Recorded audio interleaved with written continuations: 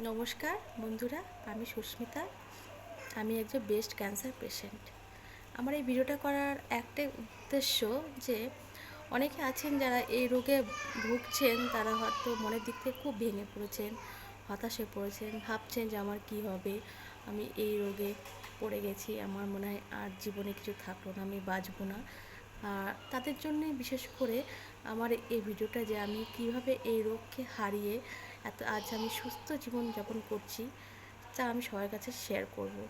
আর বলবো যে এই রোগকে অযথা আপনারা কখনোই ভয় করবেন না।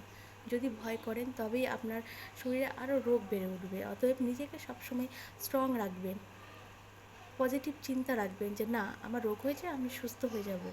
এই নিয়ে একদম ভাববেন না যে আমার অসুস্থ, আমি অসুস্থ, কখনোই ভাববেন না। আপনি এটা ভাববেন যে আমি সুস্থ, আমার রোগ হয়েছে, আমি ঠিক হয়ে যাই। আমার জ্বর হলে আমরা ওষুধ খাই, ঠিক হয়ে যায়, সেরকম এটাকেও ভাববেন যে হ্যাঁ, অসুখ হয়েছে, কোনো ব্যাপার না, আমার তার জন্য চিকিৎসা আছে, আমি চিকিৎসা করলে আমি সুস্থ হয়ে যাব।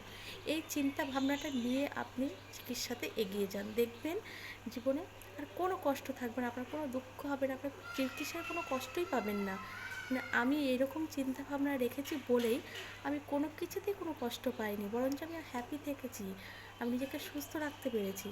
সেই কথাটাই আজকে আপনাদের সাথে শেয়ার করবো, যে আমি কীভাবে নিজেকে এত বড় রোগের কথা জানতে পেরেও নিজেকে আমি সুস্থ সবল রেখেছি, মাইন্ডকে আমি স্ট্রং করেছি, একদম একদম পজিটিভ চিন্তা রেখেছি, সেটা আপনাদের সাথে শেয়ার করবো যে আমার জার্নিটা কেমন ছিল। নেক্সট ভিডিওতে আপনাদের সাথে সব শেয়ার করব। জানতে গেলে আপনারা প্লিজ আমাকে একটু ফলো আর সাবস্ক্রাইব করে নেবেন। নমস্কার।